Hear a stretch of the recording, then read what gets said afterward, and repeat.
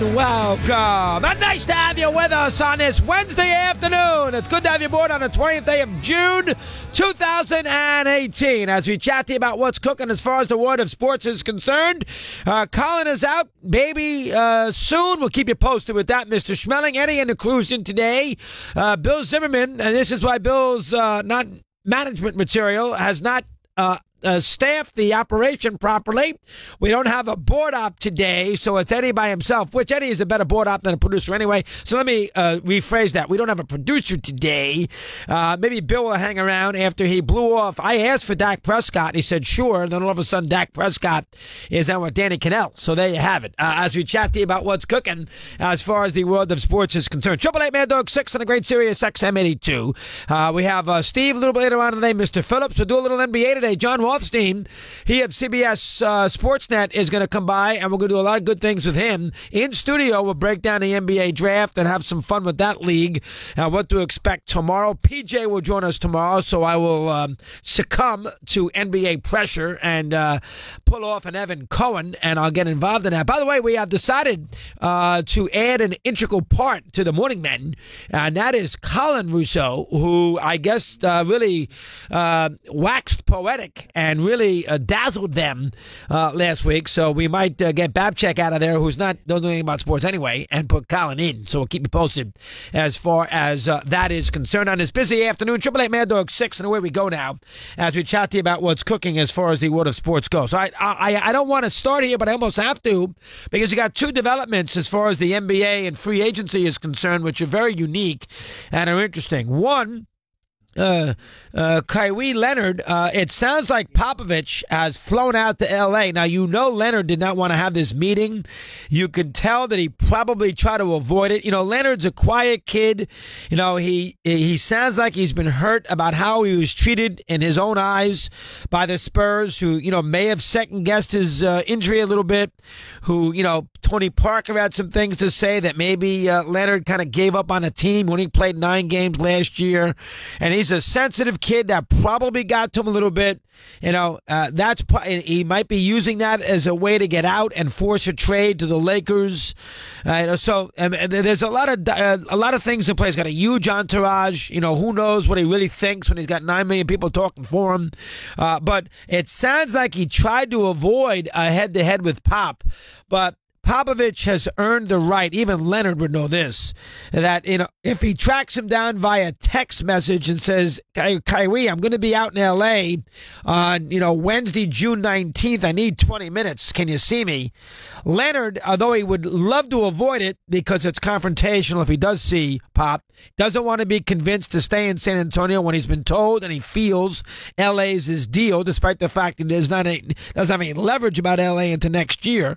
But it seems like that they are getting together, and I don't get the idea Popovich is flying out to L.A. And having this long conversation, trying to, and you know, to basically tell Kyrie we're going to trade you to the 76ers. It strikes me as that maybe it's a big move by Pop to convince Leonard to stay with San Antonio, and all things will be forgiven. Remember, they can also offer him the max contract of $200 million, which I don't think the other teams can do. It gets complicated with who gets the money and all that, so I'm not going to get into that details. But I know the Spurs have some leverage from a financial standpoint, which Leonard says is not a big deal for him. When they say it's not about money, it is about money. So he may say it's not a big deal, but I think in the end it still is a factor, right? So Popovich is meeting with Leonard, if he's going to, but it's sometime in the next few days if he hasn't already, and I'm sure he's going to put his best pitch forward and see if he can convince Leonard to stay. Leonard and Pop did not seem to have any, and we all know Leonard played great for Popovich, so, I mean, maybe, you know, you heard whispers here in the last few weeks that Leonard didn't like the practices and that Pop was too difficult in practices. Who knows if that's true? All I know is that Leonard became a hell of a player under Popovich's tutelage. That's all I know.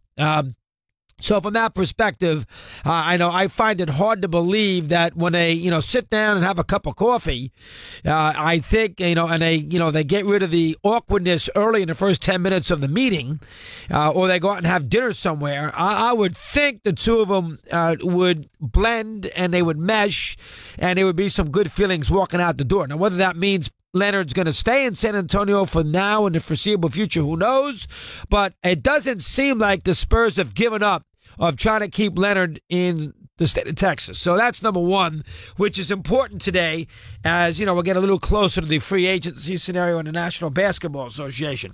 Number two today is Adam Silver was on the ESPN this morning, Golick and Wingo. We can't get him, but he was. We have no chance to get him. We put every call in known to man. The NBA, for whatever, we cannot get him. What can I tell you? The powers that be, we're not on that level, so we're just not going to get him. We don't have a relationship necessarily, a partnership. Sirius does, but we don't. And so we can't get him. I think we've had him on one time. We get Bettman anytime we want. Manfred's great. We get him on. I don't go crazy with him, but we can get him, as you know. Goodell's been on at least. But Silver we can't get. Anyway, to make a long story short, he was on ESPN today, and on ESPN on radio, he did acknowledge that he doesn't like what the Warriors are doing either with Durant and adding him to the team. He gets the idea, quote unquote, that the Warriors had a chance to add a big time team. Now, he didn't go crazy killing the Warriors because he said, let's give him credit. Curry was drafted. Thompson was drafted. Draymond Green was the 35th pick. Kerr, Bob Myers. So let's give them credit for putting together a big team. But he did acknowledge, and he can understand why there are a lot of fans out there who are down on Durant for going to a team that had already won 73 games. So, and I know Silva, they never admit this, but down deep, he hates the idea that the Cavs and the Warriors played 4 times in a row. Silva did try to indicate that, what's different here than what the Bulls did?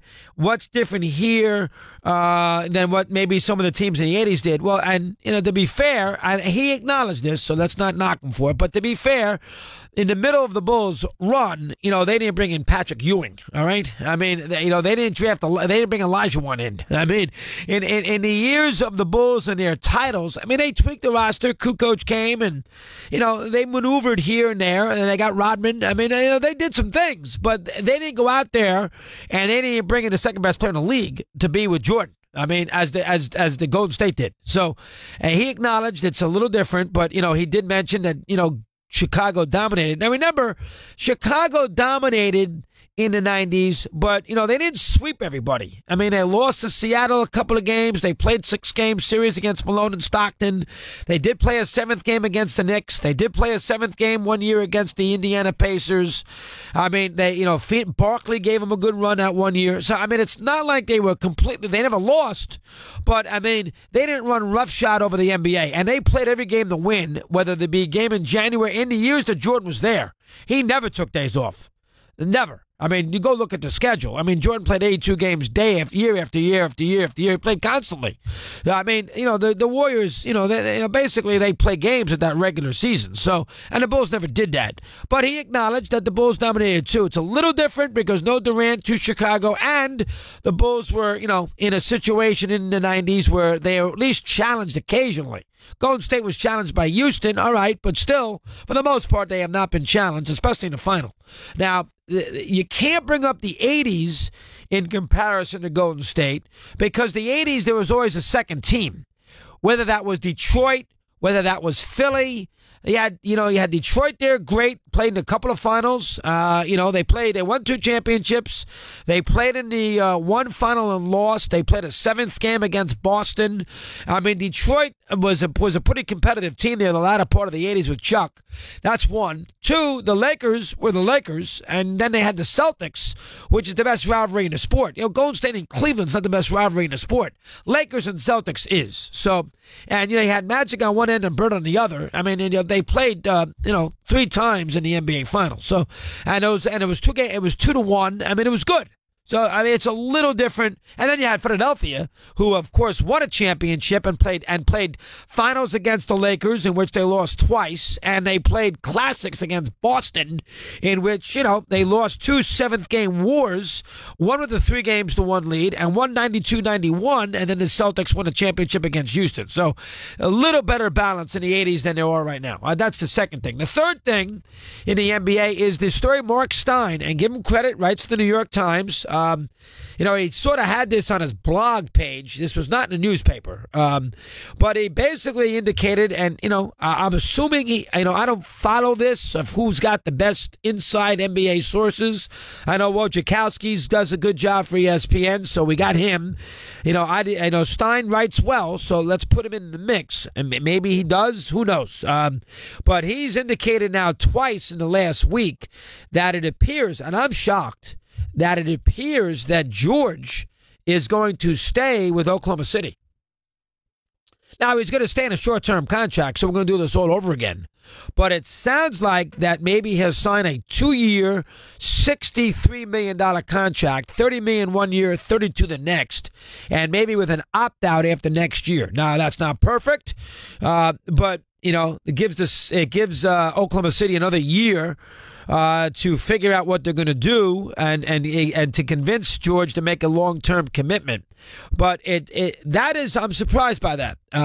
We all heard about he took his kid out of school, he loves L.A., blah, blah, blah. That may not be the case. And I think that would be good news for the NBA if George stayed put. And it would make it very interesting to see what LeBron would do. Because then if George does stay in OKC, LeBron, I don't think he's going to sign another year with Cleveland. I mean, why go through this whole mess again? I would think he'd have to make a decision of what he wants to do here. I mean, I guess he could go 1 year Cleveland and play it year by year, and then he and George next year could decide to go to L.A., and they can go with Leonard, and I guess they could do that, put this off a year if they wanted to. I guess that's possible.